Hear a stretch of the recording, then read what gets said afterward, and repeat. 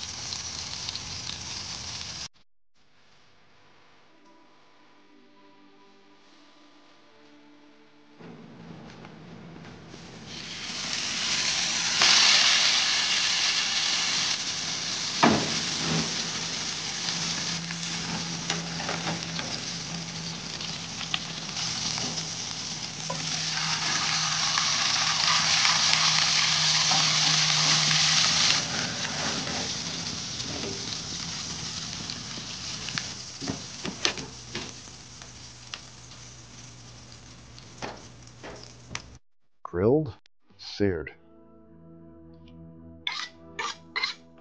Moment of truth. I got a pretty good sear on that grilled one. It's a good sear on this one too. Just saying, maybe you're doing it wrong. I'm going to go ahead and cut them off the bone, leaving enough meat on the bones. We're not getting all the tendons and connective tissue. But we're going to try them out and have a moment of truth here. Let's see.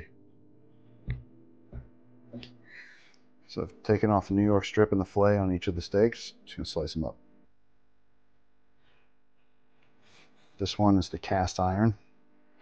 You can hear the crispiness.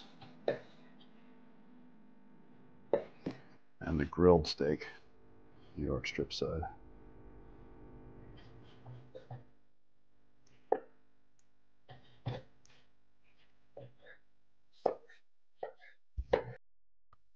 Cast iron T-bone. Let's see.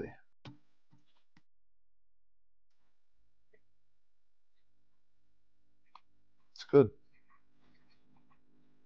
Seasoned well. I'm not gonna lie, I'm a griller. I overcooked that. I took it off at 125 as planned, and then I think the sear took a little long to get any color on it. Maybe because the Wagyu tallow. So yeah, probably a little bit different of a story if you just do it indoors. I was trying to get the best of both worlds, so maybe not a fair contest because I could tell the grilled. Oh yeah, that's where it's at. I probably should just do it indoors straight up and get a true test. Not quite satisfied with how that went. We're gonna run that experiment back one time. This time using choice ribeyes. We're gonna cook it indoors, not cast iron. That way we're gonna do the sear up front, good and intense, using the same Wagyu beef tallow.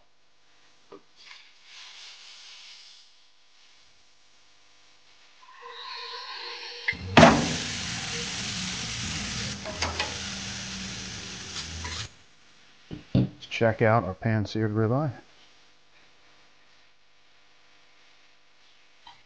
Got a good crust on that one. Definitely worked better searing ahead of time in the regular pan, not the cast iron. Slice it up.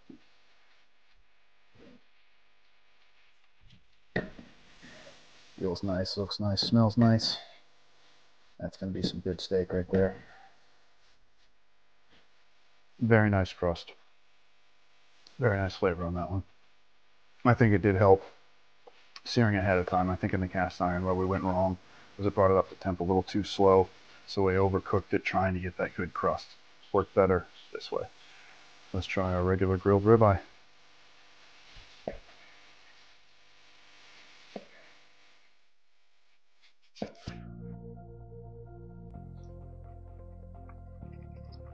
I think I'm biased to the grilled method. It's my preferred method for many reasons, as I said in the beginning. But if I'm being totally honest, what gives you the best crust is the sear in the beginning, then bring it up to temp in the middle on a regular pan inside. That definitely is the best crust if that's what you're chasing. So anyways, guys, let me know in the comments below. What do you prefer? Do you pan sear it? Do you grill it? How do you guys do your steaks? What's the method you prefer? Any tips for me on this or any questions about this? So anyways, guys, if you like this video, please give us a thumbs up. Hit that notification bell so you don't miss what we do next. And thank you very much for watching.